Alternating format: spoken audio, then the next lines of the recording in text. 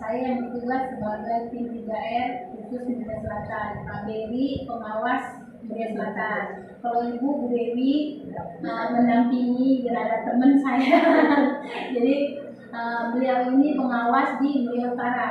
Oh, jadi kan kita Pak, saya ini nggak enak kalau nggak kenalan dulu ya Pak. Nah tujuan kami kemarin itu dengan programnya pemerintah kita yang sekarang Pak, bank sampah itu RW wajib punya.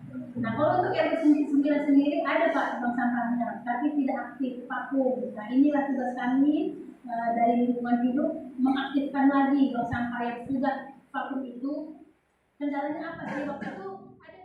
Gimana caranya biar bank sampah kita yang di sini yang sudah ada namanya, ada SK-nya yang dari luar bisa aktif lagi Pak.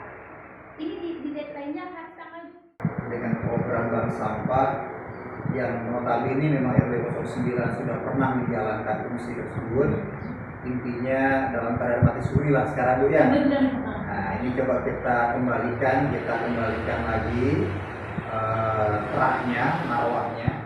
Sempat beberapa ini agak dilematis ya. Bagaimana Pak Beri? Di satu sisi kalau kita udah punya bank sampah, nanti petugas kawan-kawan kita dari LH dan dari yang lain juga nggak ada rezekinya nih saya bilang. Karena sudah dipilah sama kita yang sampah yang mana dan bisa dijadikan sebagai ada pendapatan uang di situ ya. Jadi bisa kita berdayakan masyarakat untuk daur ulang ini bisa bermanfaat juga untuk membantu sedikit meringankan cost living-nya. Nah, pada prinsipnya saya sebagai ketua RW yang juga insya Allah nanti rekan-rekan Basawisma maupun kader lain bisa mendukung program ini.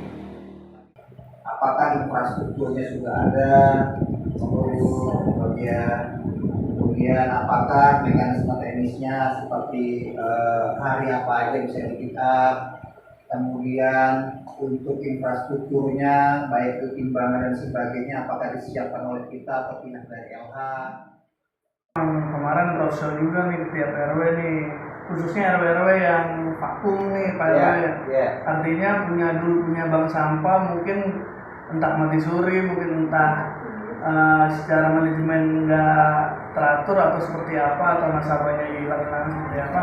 Nah kita coba duduk bareng nih, kita coba mengunjungi apa sih permasalahannya, apa sih yang membuat kendala gitu kan, seperti apa secara pengurusan belum kuat atau seperti apa manajemen di bank sampahnya. Justru kita datang di sini, kita bicarakan bersama secara teknis, mungkin nanti dijelasin sama Ibu Ivana. Mungkin saya setuju dengan Pak RW tadi, titik kumpul diangkut langsung kita jual ke bank sampah. Biasanya kayak gitu Pak RW di RW di wilayahnya, kecuali ada yang penampungannya, katakanlah ada punya bank sampah dan ada penampungannya dan nggak ada masalah dengan lingkungan sekitar, mungkin ada juga yang kalau RT 453 dia bisa netral, bisa ke atas bisa ke bawah, tapi masyarakat lingkungannya betul-betul ke arah bawah. Kita punya tempat sebetulnya di pos Magot dulu ya, pernah diaktifkan Magot gitu ya, dan itu udah nggak terpakai lagi.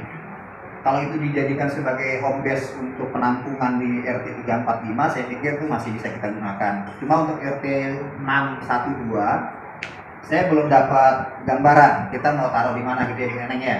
Nanti coba saya konfirmasi dulu ke para RT-nya, kalau memang ada lokasi yang tidak memberatkan warga, karena itu merupakan paling tidak kan sejam 2 jam pasti akan kumpul semua tuh sampah, terutama ini sampah plastik yang kita bicara gitu, karena tidak setiap orang ada effort mau melakukan itu. Saya lagi nunggu warung nih kan gitu, nggak bisa ngaruh sampah gitu, nggak ada juga yang bisa disuruh, itu challenge-nya di situ. Jadi tantangan kita ada di situ. Jadi memang kalau memang nanti ke depannya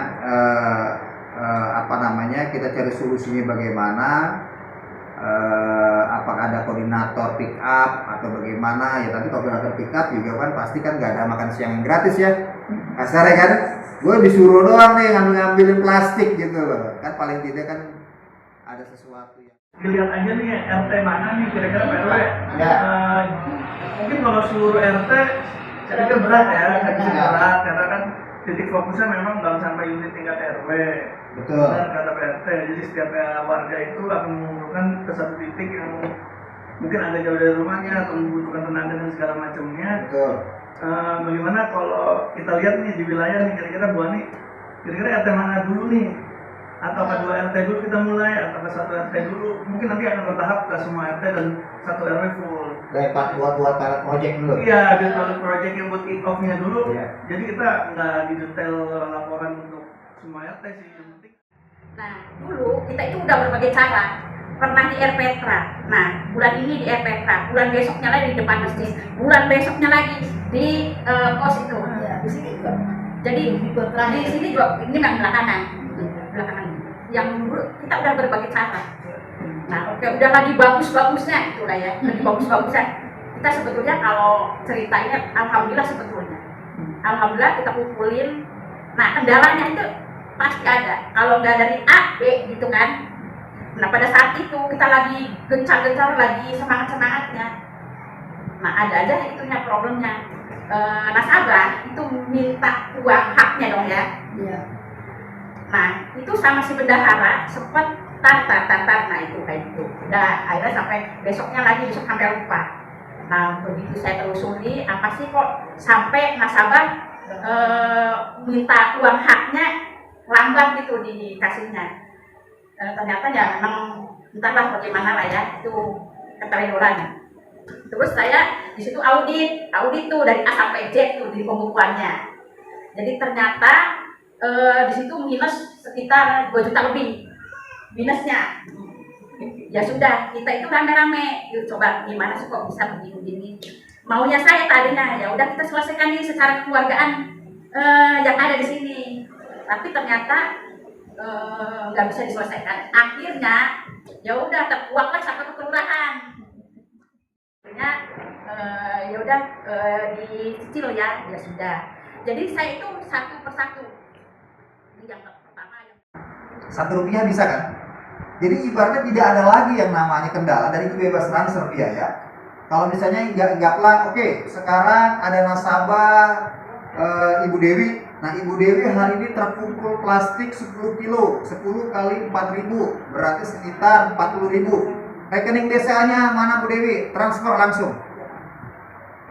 Apakah transfernya 40.000? Apakah transfernya cuma 36.000 karena 4.000 kepotong administrasi internal kita? Itu transparan dilakukan. Dan itu 4.000 ke 10% itu bukan buat makannya si RW, tapi ibaratnya mungkin buat jerih payah para kader yang memang didedikasikan ke sana. Perlu juga dong mereka makan minum es teh lah, kurang lebih begitu. Dan itu gak akan ditransformasikan.